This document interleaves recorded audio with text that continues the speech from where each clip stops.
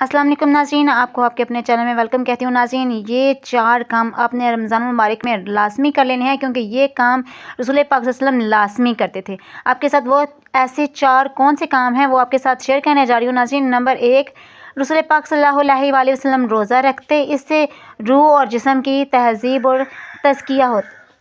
रोज़ा रखते, इससे रूह और जिस्म की तहज़ीब और तज़किया होता है। नंबर 2, जिब्राइल अलैहिस्सलाम के साथ कुरान मजीद का दौर करते, इससे रूह तरक्की के मनाज़िल तय करती है और अक्ल रोशन हो जाती है। 3 पे जो लाज़मी काम करते वो कसरत से सदका और खैरात करते, इससे दिल और दिमाग और रूह को तस्कीन और खुशी मिलती है।